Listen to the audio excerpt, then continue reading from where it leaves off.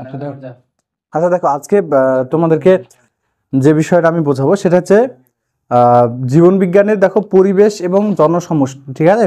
শেষ যে অধ্যায়টা রয়েছে তোমাদের পরিবেশ এবং মানব জনসমষ্টি সম্পর্কে আলোচনা করব। তো আমরা সকলে জানি যে আমাদের এই পৃথিবীর যে পরিবেশটা রয়েছে সেই পৃথিবীর পরিবেশটা হচ্ছে কি পরিবর্তনশীল, তাই তো। এই পৃথিবীর পরিবেশটা হচ্ছে পরিবর্তনশীল এবং তার ভিত্তিতে এই পরিবেশের ভিত্তিতে মানব যে জনগোষ্ঠী অর্থাৎ মানুষ যে জনগোষ্ঠী সেই জনগোষ্ঠী কিভাবে পরিবর্তন হয়েছে, তার কি সমস্যা, সমস্ত কিছুটা আমরা এখানে জানবো আজকের পড়াতে। তো দেখো এখানে তো যে বিষয়টা আমাদের জানতে হবে সেটা হচ্ছে দেখো এই পৃথিবীতে যে জনসংখ্যা বর্তমানে ক্রমবর্ধমান কিন্তু বৃদ্ধি পাচ্ছে, তাই না। আমরা যদি দেখি যে মোটামুটি তোমার 1800 কত সাল 1830 সালের দিকেও কিন্তু জনসংখ্যা তোমার 100 কোটিতে ছিল। কত কোটি? 100 কোটি পর্যন্ত জনসংখ্যা ছিল, কিন্তু এটা ছিল মন্থর গতি। মানে এই 100 কোটি জনসংখ্যা পৌঁছাতে মোটামুটি সময় লেগেছে প্রায় এই 1830 সালের আগেও প্রায় 20 লক্ষ বছর আগে। কিন্তু এটা আবার 800 কোটিতে পৌঁছাতে মানে 200 কোটিতে পৌঁছাতে লেগেছে 1930 সালে, প্রায় 100 বছর। মানে এই 100 বছরে আবার কি এক্সট্রা 100 কোটি টাকা 100 কোটি কিন্তু জনসংখ্যা তোমার কি হয়েছে বৃদ্ধি হয়েছে। সমান সমান কত হয়েছে প্রায় 200 কোটি। কত কোটি?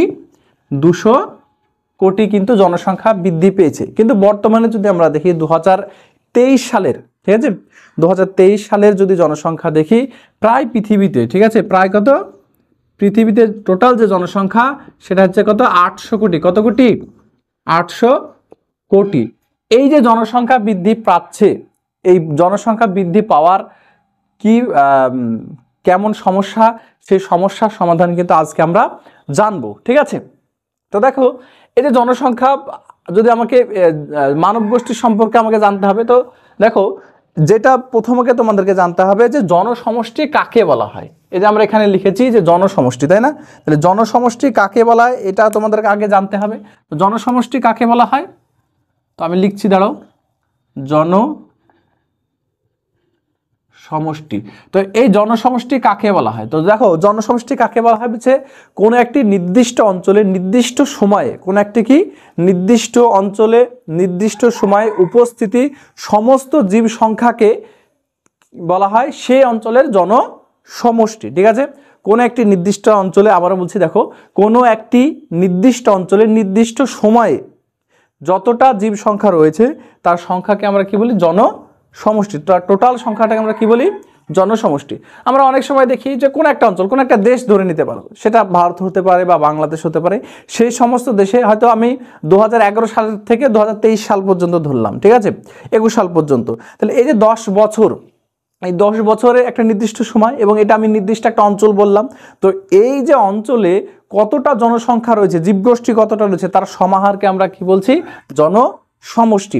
তো এই জনসমষ্টি বর্তমানে কেন বৃদ্ধি পাচ্ছে? দেখো আমরা যদি দেখি যে প্রাচীনকালের তুলনায় বর্তমানে জনসংখ্যা ক্রমবর্ধমান কিন্তু বৃদ্ধি পাচ্ছে। তো জনসমষ্টি বা তোমার এই জনসংখ্যা যদি আমি বৃদ্ধির কারণ দেখি তো অনেকগুলো আছে। জনসংখ্যা বৃদ্ধির কি কারণ? তো দেখো জনসংখ্যা বৃদ্ধির কারণ যদি আমি দেখি, জনসংখ্যা বৃদ্ধির অনেক কারণ আছে। তো বর্তমানে দেখো যে যুদ্ধ, মহামারী এবং প্রাকৃতিক দুর্যোগে যে ঘটনাগুলো রয়েছে সেই ঘটনা, যুদ্ধ, মহামারীর তুলনামূলকভাবে বর্তমানে কিন্তু কম, তাই না। এই যেহেতু তুলনামূলকভাবে বর্তমানে মানে এগুলো কম, তার জন্য জনসংখ্যা একটা বৃদ্ধি পাচ্ছে। এছাড়াও বর্তমানে কিন্তু চিকিৎসা বিজ্ঞানের খুবই একটা উন্নত রয়েছে। এই বর্তমানে চিকিৎসা বিজ্ঞানের উন্নত হওয়ার কারণে আজকে যে মানুষের মৃত্যুর হার, সেই মৃত্যুর হারটা কিন্তু কমে গিয়েছে। এছাড়াও কি বর্তমানে খাদ্য সংকট, ঠিক আছে, যে আগেকার তুলনায় এখন বর্তমানে মানুষ বিভিন্ন কৃষি সার ব্যবহার করার মাধ্যমে তার খাদ্য যে উৎপাদন, সেই খাদ্য উৎপাদনটা তুলনামূলকভাবে বৃদ্ধি পেয়েছে। এই কারণে খাদ্যের অভাবে মানুষদের মৃত্যুর হার সেটা তুলনামূলকভাবে কি কমেছে, এই কারণে জনসংখ্যা বৃদ্ধি পেয়েছে। তো এই যে আমরা জনসংখ্যা পড়ছি, ঠিক আছে, এই জনসংখ্যা পড়ছি, এই জনসংখ্যা বিষয়ক বিদ্যাকে কি বলা হয়, মানে অধ্যয়নকে বলা হয় ডেমোগ্রাফি। কি বলা হয়? কি বলা হয়? ডেমোগ্রাফি বলা হয়, তাই তো। আচ্ছা, ডেমোগ্রাফি বলা হয় এই জনসংখ্যা বিষয়ক যে অধ্যয়ন বা চর্চা, আমরা এই যে জনসংখ্যা পড়ছি এখন বর্তমান, এই জনসংখ্যা বিষয় অধ্যয়নকে বা চর্চাকে আমরা কি বলি? ডেমোগ্রাফি বলি, তাই তো? কি বলি? ডেমোগ্রাফি বলি। তো এবার আমরা দেখব যে এই যে জনসংখ্যা বৃদ্ধি, এই জনসংখ্যা বৃদ্ধির বা জনসমষ্টি বৃদ্ধি হলে কি কি সমস্যা পৃথিবীতে আমাদের দেখা যেতে পারে, সেটা কিন্তু তোমাদের সামনে আমি সুন্দরভাবে তুলে ধরবো। তো দেখো, জনসংখ্যা বৃদ্ধির যে সমস্যা যদি আমি দেখি, তো কি কি সমস্যা হয় আমি প্রত্যেকটা পয়েন্ট আউট করব এবং তোমাদের সামনে তুলে ধরবো। তো দেখো সমস্যা, তাই তো? আচ্ছা, সমস্যা, প্রথম যে সমস্যা তোমাদেরকে আমি এখন দেখাবো, তো সেটা হচ্ছে কি, দেখো যে প্রথম যে সমস্যা হবে যে পৃথিবীর যে প্রাকৃতিক সম্পদ, ঠিক আছে, 1 নম্বর যদি আমি দেখি যে প্রাকৃতিক সম্পদের কি হবে? হ্রাস হবে, প্রাকৃতিক সম্পদের হ্রাস, তাই তো?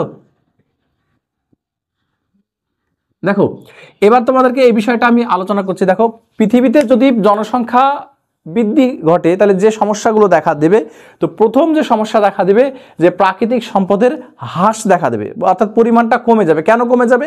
তার কারণ হচ্ছে এই পৃথিবীতে যে তোমরা দেখতে পাচ্ছ যে সম্পদের যে পরিমাণ সেটা কিন্তু ফিক্সড, এর কিন্তু বাড়ছে না প্রতিদিন, তাই না?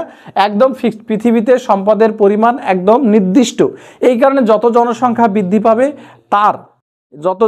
বৃদ্ধি পাবে তার কি হচ্ছে? পরিমাণটা কিন্তু কমবে, কারণ মানুষ যত বাড়বে সম্পদের পরিমাণটা তত কমবে, কারণ ব্যবহারের বৃদ্ধিটা হবে। আমি যদি উদাহরণ হিসেবে বলি, আজ থেকে 100 বছর আগে খনিজ তেলের যে ব্যবহার, সেই ব্যবহার কেমন ছিল, আর বর্তমানে খনিজ তেলের ব্যবহার অর্থাৎ পেট্রোলিয়াম, ডিজেল, এই যে ব্যবহার কেন বেশি হচ্ছে? কারণ জনসংখ্যা যত বৃদ্ধি পাচ্ছে মানুষের চাহিদাটা তত বৃদ্ধি পাচ্ছে, আর চাহিদাটা বৃদ্ধি পাওয়ার দরুন এই প্রাকৃতিক যে সম্পদগুলো রয়েছে, বিশেষ করে কয়লা, পেট্রোলিয়াম থেকে শুরু করে বনভূমি, যত যা রয়েছে প্রাকৃতিক সম্পদ, সমস্ত বিষয়ের পরিমাণটা কিন্তু হ্রাস পাচ্ছে, তাই না? এছাড়াও আর কি আছে না, আমরা এছাড়াও যদি দেখি তবে দেখবো 2 নম্বরে দেখবো, আচ্ছা 2 নম্বরে দেখবো যে কৃষি জমির পরিমাণ হ্রাস। কিসে বলো তো? কৃষি জমির পরিমাণ হ্রাস, কৃষি জমির পরিমাণ হ্রাস। তো এখানে দেখো 2 নম্বর পয়েন্ট, দেখো জনসংখ্যা বৃদ্ধির পরে আরেকটা সমস্যাটা হয়, সেটা হচ্ছে কি? কৃষি জমির পরিমাণ হ্রাস। কারণ যত ক্রমবর্ধমান জনসংখ্যা বৃদ্ধি পাবে তত কি হবে না, মানুষ যে তার মানে খাদ্য, বস্ত্র, বাসস্থান, এই সমস্ত বিষয়গুলো দরকার।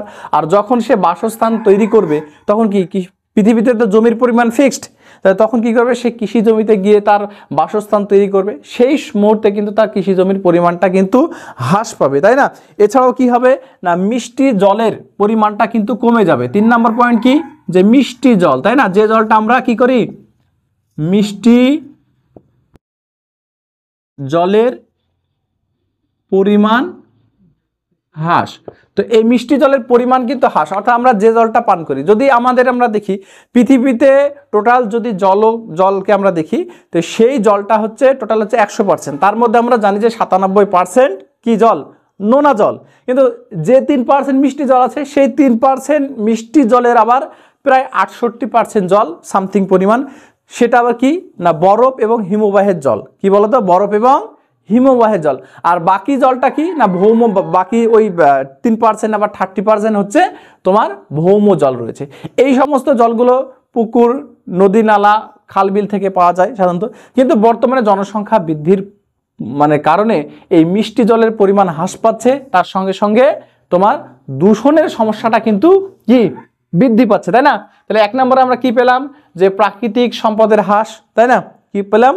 প্রাকৃতিক জনসংখ্যা যদি আমাদের বৃদ্ধি হয় তাহলে যে সমস্যাটা হবে সেটা হচ্ছে কি? প্রাকৃতিক সম্পদের হ্রাস। 2 নম্বর হচ্ছে কৃষি জমির পরিমাণ হ্রাস। 3 নম্বর হচ্ছে কি? ভৌমজলের পরিমাণ হ্রাস। তো এইটা তো আমরা পেলাম। এছাড়া আমরা কি পাবো? যে অরণ্য ধ্বংস। 4 নম্বর পয়েন্ট কি পাবো? যে তোমার অরণ্য, কি বলো?